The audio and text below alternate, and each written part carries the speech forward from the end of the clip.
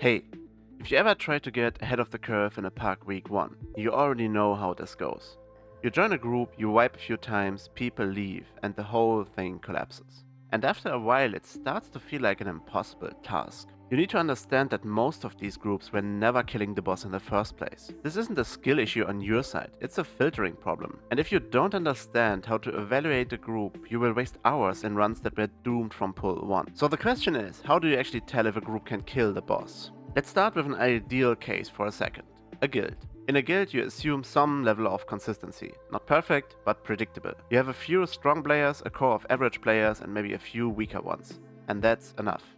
Because most bosses aren't designed to require perfect play. If everyone performs at around half of what their class can do, and more importantly stays alive, the boss dies. This is at least true for most heroic bosses, with some outliers that are tuned very tightly. Week 1 makes this harder. Less gear, no tier set, less experience. People hesitate, waste globals, play mechanics inefficiently, so your margin is tighter, but the rule doesn't change.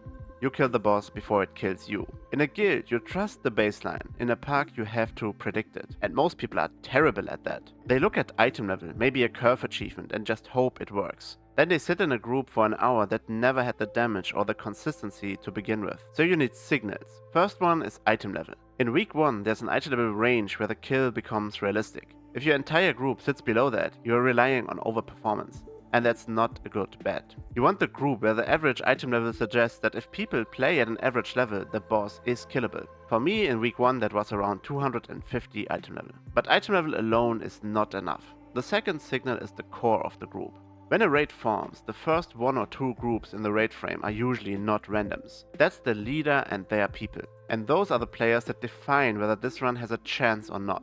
They won't get kicked. They set the pace. They determine the quality of pulls. You need to look at them. Gear, server, guild names. Are they connected? Do they look like a pre-made core or just randoms thrown together? Because what you're really looking for is not a pack. You're looking for a guild run disguised as a pack. And this is the biggest difference most people miss. A lot of successful week 1 groups are alt runs.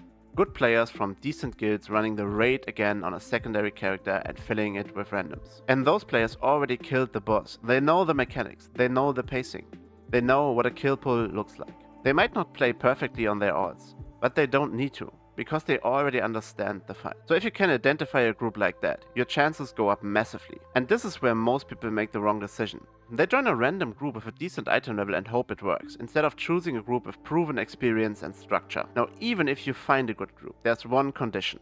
You can't be the problem. You don't need to be top DPS. I wasn't. On my first kills, my damage was abysmal, because I focused on playing mechanics clean. But I didn't die, and I didn't wipe the raid. That's the baseline. Because there's only 2 failure states in a pull. Either people die and the damage looks low, even though it isn't, or everyone lives and you hit enrage and then it actually is a damage problem. This is the point where you start optimizing your damage. Most groups never reach that second state. They wipe before they can even see if they have enough damage. If you look at early heroic clears from good guilds, even cutting edge ones in week 1, and check the logs, you'll notice something important. Most players aren't passing purple or orange. They're average, green, blue, maybe a few higher outliers, and the boss still dies. The example guild logs shown in the background are from the World Rank 11 guild. This is a split run, but you can see that most of them have about the same eye level that us normal players have. Most of them don't pass orange and they don't need to. Why does it work? Because those groups are stable, focused, and working off the same plan. They've already gone through the learning phase, refined the strategy, and now execute it cleanly. That's the difference. In packs, people chase performance. But what actually kills bosses is consistency. Staying alive, following the agreed approach, and letting the group stabilize is enough. You don't need insane damage, you need clean pulls. And that's also why adding an extra healer often makes the kill trivial. The damage is usually there. What's missing is the survivability. Good guilds understand this, most pack leaders don't. So how do you actually judge a group? At some point, guessing isn't enough. You need to actually verify. To do that, you look people up. Check their characters, check their past kills, check their guilds. If it's an old character, try to find their main. See what level they're actually playing at. And during the raid, log your fights. I live logged everything, and after a few pulls you can already tell if this is viable or not. Because there are patterns. You pull the boss with 20 people and 5 are dead in the first 2 minutes, that's not a damage issue, that's a dead run. If that repeats for 2 or 3 pulls with the same people failing mechanics or not using defensive, you already have your answer. This group is not killing the boss.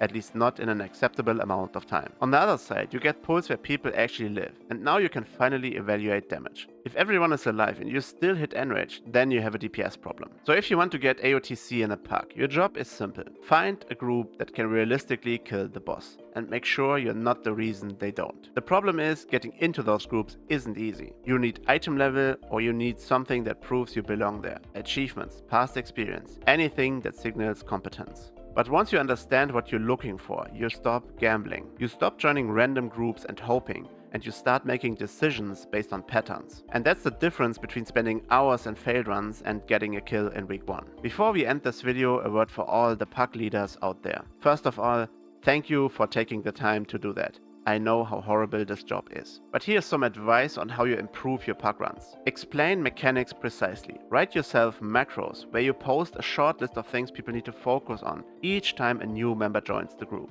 Don't swap out people too quickly, especially in week 1. You need to give them at least 5 pulls to learn the fight. Assume each time you swap someone out, you start from 0, because this person most likely didn't learn the fight either. I hope this video was interesting for you. If so, it would be kind if you like and subscribe. See you in the next one. Bye bye.